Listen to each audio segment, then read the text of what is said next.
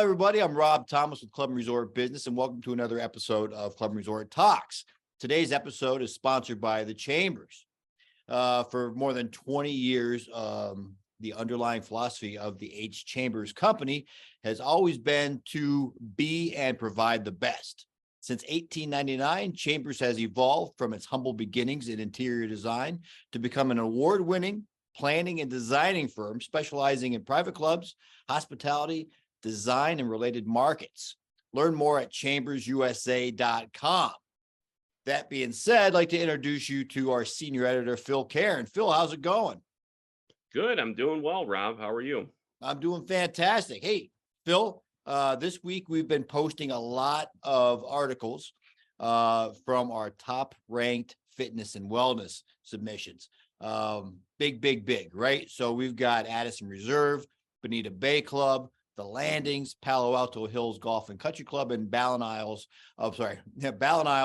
Country Club posted on our website right now. You can go ahead to clubandresortbusiness.com to read about all of those clubs, as well as look at the rankings, how they came through with our field of judges. Phil, you've been very active in top ranked this year. What's your takeaway been with the fitness and wellness aspect? Well, with fitness and wellness, I thought it was interesting the way we're kind of going back to what my column talked about. We're kind of geared toward offering fitness, health, wellness opportunities for people, not just of all ages, but also of all ability levels too. Whether you were a big time athlete in high school and now you just want to continue with sort of a high level of workouts and fitness, or if you're somebody that didn't do that growing up and now you want to try to get into it, obviously for the health benefits, there's opportunities for each person I just described there and everybody in between at all of these places. And that's what was very impressive to me about what they're offering. The facilities are amazing, but at the same time, the people side of it was very impressive to me as well in putting together those stories to find out about how much they're focused on not just people's physical well-being, but mental well-being as well. Yeah, that's fantastic. You're 100% correct. And teasing to our guest today, we're going to be speaking to Robin Shelton, general manager at the Huntington Beach Country Club in California. But he had also talked about that being one of the trends going forward. It's no longer just 24-hour fitness or lifetime fitness, whatever club you belong to. Your country club, your private club is now offering comparable facilities as far as getting your exercise on, but it's more than that. It's also the wellness aspect with food and beverage, spas, meditation, relaxation, yoga. It's really a one-stop shop now. So good on our industry for recognizing that and taking it to the next level. Yeah, absolutely. I agree. It's exciting, and it's something that I hope continues going forward. Yeah. So what else we have going on in the top ranked program right now? Well, quite a bit going on. Coming up, actually, as a reminder, everybody listening to the podcast, the deadline for clubs to submit entries for our top ranked racket facilities program is coming up on Friday, May 19th. So clubandresortbusiness.com, clubs can submit entries for that. So we'll look forward to seeing what clubs are offering in terms of those types of facilities. But also here at Club and Resort Business, we recently finished our May issue, which does have another installment of Top Ranked, has Top Ranked aquatics and pools listings. And actually those rankings, we don't have the articles up yet, but the rankings, if you will, are up on our website at clubandresortbusiness.com. And actually just briefly, real quick, the top 5 this year, number 5 was Broken Sound Club in Boca Raton, Florida. Number 4, Champions Run in Omaha, Nebraska. 3 was the Landings Golf and Athletic Club in Savannah, Georgia. 2, Hunters Run Country Club in Boynton Beach, Florida. And then coming in at number 1 was Clubs of Kingwood in Kingwood, Texas. So congratulations to all of them on receiving this honor this year. I feel like I missed the opportunity to give you a drum roll, Phil. Oh, I know. I thought of that as I was trying to drum it up a little bit in my voice inflection on number one. But yes, Clubs of Kingwood. And speaking of that, I'm looking forward to speaking with Patrick Pettit, general manager, Clubs of Kingwood, as well as Katie Stowers.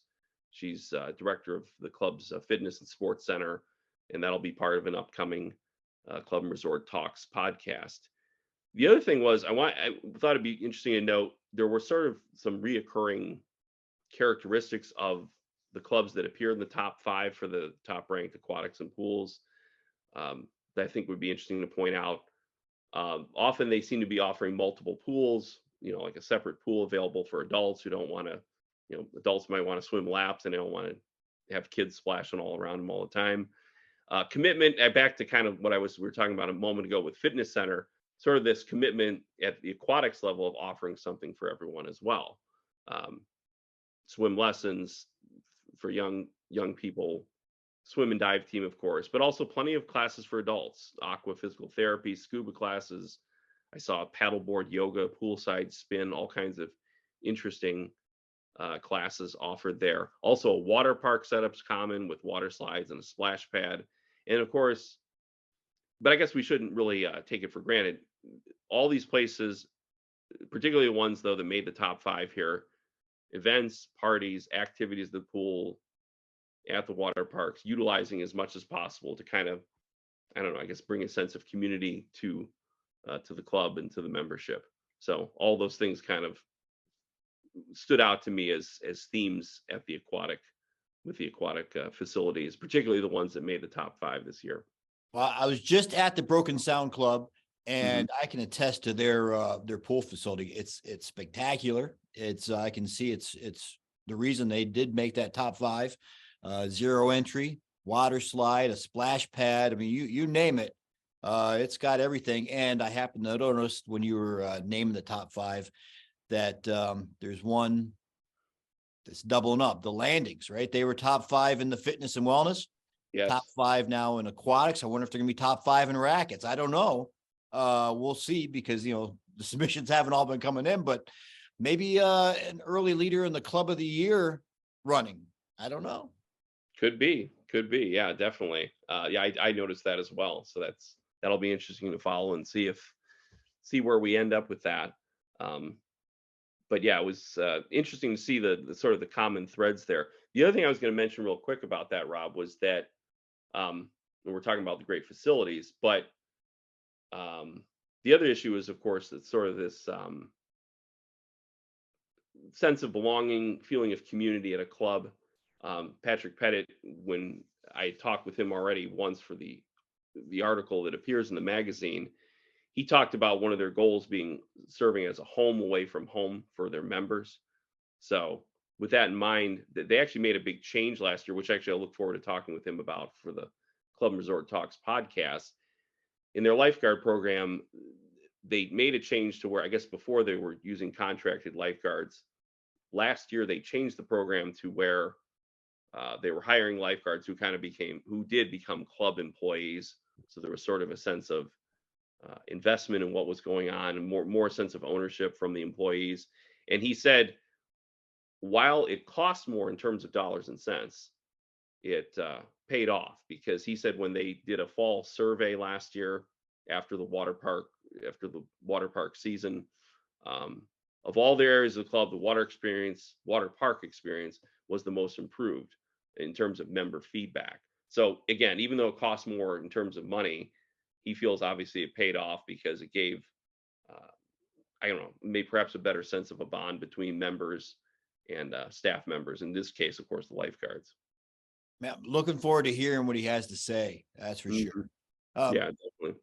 Speaking of a lot of fun, clubs are really going above and beyond right now. And we just recently posted an article on the website about a club that's doing a little more, a little extra, maybe a little nip prior to the round. Tell us a little something about that, Phil. Yes, that was a fun one. We had talked about that a little bit before. Palm Beach National Golf Club in Lake Worth, Florida, focused on fun. Music playing on the range while you're warming up. You can practice hitting balls into a sort of beer pong themed targets. You got red and blue barrels stacked on their sides. You can Yes, and as you were mentioning, you can enjoy a free shot of flavored rum before you start your round if you'd like as well. Uh, Also, I noticed in the story, the walk to the pro shop, to the old pro shop that's on site now, you pass a themed area with wooden chairs, pink flamingos, and a sign that reads "Here for a good time." It's kind of interesting. It kind of reminds me of I don't know, a surfer's mindset more than a golfer's mindset. But I think it's kind of fun. Like the Mike Dahlstrom, he's the VP of Paradigm Golf Group that run the course. He said our mission is to attract all golfers, both traditional and non-traditional. And I think this would probably be more in the non-traditional variety. And because he also, speaking of surfer, right, he talks about creating a vibe there too, which he describes as being a collection of all people's energy, enthusiasm, personalities, character, all grouped into one to create a really fun spot. And I do like it because I've played golf a long time, but as you and I know, golf sort of has a reputation of being kind of stodgy and traditional and, uh, you know, not always the most fun thing to do. I shouldn't say I don't enjoy it, but not fun in the way the way I just described of what he's presenting there. That's a different type of fun that isn't typically associated with golf, but it's kind of fun that he decided to associate in that way. And to make a quick Caddyshack reference, I was thinking about this. This is kind of like if Rodney Dangerfield's character in Caddyshack started a club. It might look a little bit like this one here in Lake Worth, Florida. Yeah, the Nash, right? They call it the Yes, Nash. that's right. We're not here for a long time. We're here for a good time. That's right. There you go. All right, well, let's get down there and try some of that flavored rum. I would love to do that. Only one very small shot for me. Otherwise, that my shots off the tee aren't going to be looking too good. Yeah, I'd like to see if I can save that for the 19th hole. Yeah, that's more what I like to do. Right, for sure. All right, Phil. Hey, man, thank you. Thank you for your time. Let's get right to Robin Shelton without further ado. And he can talk because he's going to be writing a column for us in an upcoming issue. But he's also written several columns already for us. And we talked a little bit about those and talked about a $6 million renovation that he's completed of their golf course and driving range. So a lot to talk about with Robin out there in Southern California. Let's get to it. Hello, I'm Rob Thomas with Club and Resort Business and the Club and Resort Talks podcast, and I'm here with Robin Shelton, CCM, PGA Master Professional, and General Manager at Newport Beach Country Club in California. Robin, welcome to the podcast. Rob, it's awesome to be here, and thanks for the opportunity to spend some time with you. No, thank you. I'll tell you what, you guys just wrapped up a $6 million golf course and range renovation. Can you talk to us a little bit about that? Yeah, it's something that has been on the radar screen for a little bit, and we basically touched every single bunker on our golf course.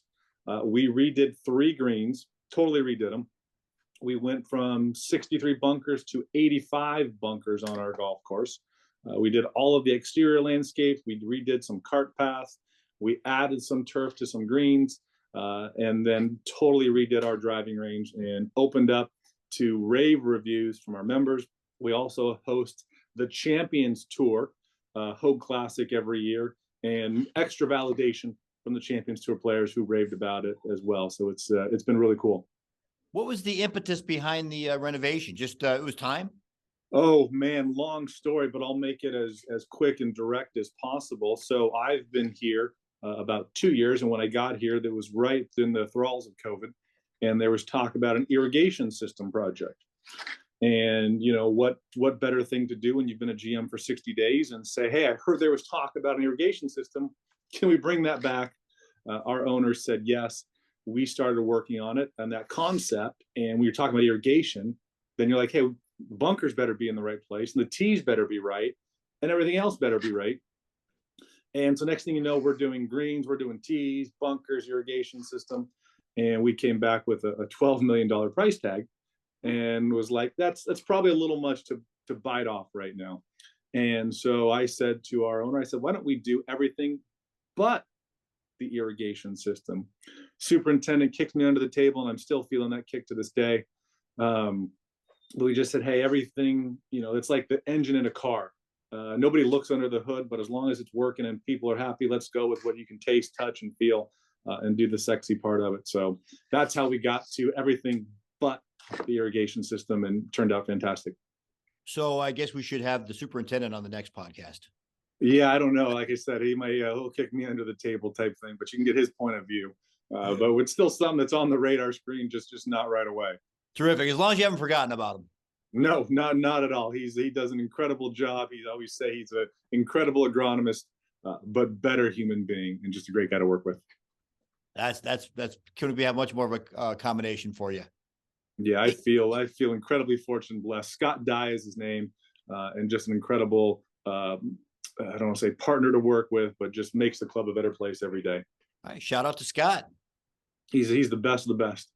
All right, fantastic. Hey, you've written a few columns for us over the recent years, and I want to touch upon some of the topics you've done so you can maybe share your expertise and your experience with maybe people, GMs or club professionals across the industry who haven't read those. First off, you're talking about creating a new training standard. You added a training manager and assistant director of food and beverage / training. I want to talk a little bit about why the training standards and how that's kind of bared out over the last couple of years. Like I said, I've been here a little over about 2.5 years, and our club, we're pretty fortunate. We're owned by one family, and there's no boards, no committees, and all they want is their club to be great. And they say, hey, go make it great. And I think we, as an industry, we probably all have a knack. Unfortunately, what happens where we just say a new person gets hired and we say, go to work, here's your uniform, and go follow little Johnny around and do what he does. And we say there's got to be a better way. There's got to be a better way. So we created a training manager. Melanie Stackley is our training manager. She's been here at the club for 20 years in accounting, created this idea, and she said, hey, I am all in and want to do it. And, we're still massaging it every day to make it better. And it's been a really good thing that we get great reviews from our staff. And I think we're a better club because of it. Yeah, that's a terrific way to go about it. Obviously, you don't want to just kind of throw people into the fire and say, hey, save yourself, right? And Melanie's done a really nice job coming up with an onboarding program. Our first 90 days is pretty solid. And one of the things that we didn't foresee that's been really good kind of through our first 90 days is it also weeds out the people who we really wouldn't want to be here, because we put them through, I wouldn't say a strenuous, there's a lot of follow-up to make sure that, hey, they're going to be the right person. They buy into our culture and be somebody who wants to be here. So it's been really, really good. Yeah, I suppose it's not uncommon to put our best foot forward during the interview process, but maybe the real person shines through as you get going, right? I mean, I'm not trying to degrade anybody, but it's good that you guys are seeing the fruit of this, kind of bear out over the time. Yeah, and it's been, like I say, it's been really good, and we keep tweaking it and making it better. And one of the things that Melanie has produced for us now is kind of what we call our OCEAN onboarding. It's an acronym, and it's kind of, hey, the first 5 days of, hey, and because we're in Newport Beach, we're by the water, OCEAN made sense. So our first day is called O for onboarding. And we do, hey, the basic onboarding that most clubs will do to make sure you're ready to go and understand where things are. C, day 2, that kind of stands for culture, and really spend about 3 to 4 hours understanding our culture and how things work here at the club. E is our third day, is engagement.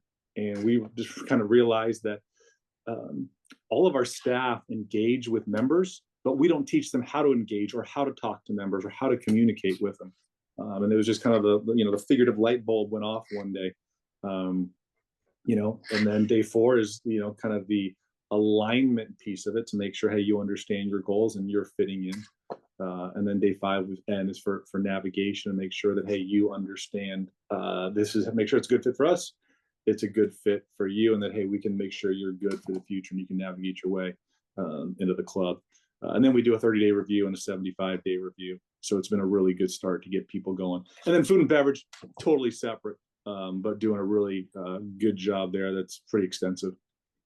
Do they, I was going to ask you, you brought that up, if food and beverage, maintenance, golf ops, is everybody within the ocean? Do you have obviously different ways to train, but do you kind of follow that same blueprint for every new employee? Yeah, so everybody goes through it. It's slightly different just because, right, when we talk, let's just talk about, the engagement piece and how you communicate with members and talk with members, right? The valet is going to be far different than the greens mower and far different than somebody's back of the house kitchen type thing. So yeah, we do kind of make it different based upon the position and the role and how much interaction, how much engagement you're having with members. Hey, we've been talking about your team, new team members. You had written about the best performing team. People think, okay, Tom Brady's Patriots, Michael Jordan's Bulls, Magic, and the Lake Show, right? You go on and on and on. Those were some great teams. Yeah, Babe Ruth and I'm drawing a blank here. I'm gonna say Mickey Mantle and Roger Maris. I was gonna say pick any Yankees dynasty. Yes, okay, they've had plenty of dynasties. But you're not talking about that kind of team. You had talked about maybe the Navy SEALs and what they bring as far as their training and their teamwork. Can you expound upon that a little bit? Yeah, it was a really great conversation where I just asked our team, our staff, I said, hey, who's the greatest performing team in the history of the world? And everybody went to all of those teams you mentioned. Take a step back and we're like, we don't talk about the Navy SEALs. Like the Navy SEAls always win, always perform, always get the bad guys. Let's study what they do. Let's learn a little bit about what they do. And it was really not to use the light bulb kind of concept over your head going off again, but it was like, hey, let's learn more about what the Navy SEAls have done. So we had a Navy SEAL come here, a guy named Brett Gleason, who's done he's wrote a number of books and speaks, came here and spent some time with us and just continue to, understand what makes the Navy SEAls so great. And there's a ton of takeaways from them. But I think if you want to make your team better, it's definitely worth studying and learning a little bit about the Navy SEAls. That's terrific. And Lou Gehrig was the name I was trying to pair with Babe Ruth. So any baseball fans out there screaming to the computers, hey, Lou Gehrig, that's what I was talking about. So what did your employees then take from that the conversation with the Navy SEALs? Have you seen any kind of a response? Nobody's, threatening to drown anybody else, right? I mean, we're talking. Nobody's threatening, but there's a lot of, the Navy SEAls have a credo, which is pretty cool. But I think there's also some things that you take away that were like, one of them that resonates with me was the Navy SEALs have a phrase that says all in, all the time. And it's a level of commitment, which is incredible, right? So their commitment is huge. Their trust of each other is incredible. And, they'll talk about, hey, would you rather have a person on your team who's a higher performer, or would you rather somebody has a little bit less performance, but a higher level of trust? And they will take trust all day, every day. And they talk about, hey, you can tell pretty quickly who is going to succeed in the Navy SEALs. It's not the person who's 6'4" with half a body fat percentage. It's the person who generally makes sure that everybody else is doing okay and everybody's with it. So there's a level of trust and a level of commitment that the Navy SEAls have. And that's what really makes the SEALs great and makes the individual SEAL that stand out when they genuinely care more about the team than themselves. Hey, one of my best friends in high school, Scott Neal, was a Navy SEAL, and Scott Neal, the Navy SEAL, I never realized that. And God rest his soul, he died too soon. But that whole trust thing, you could always trust my buddy. We call him Rookie. We could always trust Rookie with anything we needed. So he epitomized the Navy SEAL mantra, and I love that you wrote about the Navy SEALs. Hey, it was I love the opportunity to write and share, and I think that's what makes one of the things that make our industry so great is that all of us are willing to share and talk about ideas and learn from one another, borrow an idea, and sometimes even rip off an idea to be able to use at your club or your place. Rising tide lifts all ships, right? Sure does. Absolutely does. We're all in this together. Hey, last thing you wrote about for us, and spoiler alert, you're writing some more for us, so we're going to have some more topics to go above. But the last thing you'd written was about member integration and how that will boost retention. Can you talk a little bit about what you guys are doing at Newport Beach Country Club? Would love to. And I think, I just alluded to kind of ripping off an idea. And, I learned an idea called the ROAD method, ROAD, and it stood for rip, off, and duplicate. And, we've all seen other ideas. You've all seen something from their club. But hey, sometimes you can take that and massage it and tweak it to become a little better and be a better fit for your club. So I got something from a mentor of mine named Greg Patterson about new member orientation. And I think the way that we do it, like I said, I took Greg's idea, ripped it off, modified it, made it a little bit better. And the short version, every new member, when they join the club, they go through an orientation with me. And I send them a 30-question PowerPoint, for lack of a better word or example. They study it. And then when we go over it. And every question of that 30 question they get right, they get a drink ticket, a guest pass, a free dinner, a dessert, an entree, and event pass. So it really helps them get integrated into the club. But really what it is, it's designed to say, hey, here are the rules of the club that you need to know without making it feel rulesy. And the other part of it, what's kind of hidden in there, is the importance of member sponsorship, that you have a duty and obligation to refer members and support members and sponsor members into the club.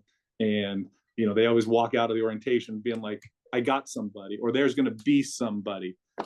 So it's kind of the secret sauce, I'd say, of getting members to support, refer, and sponsor members into the club in the future.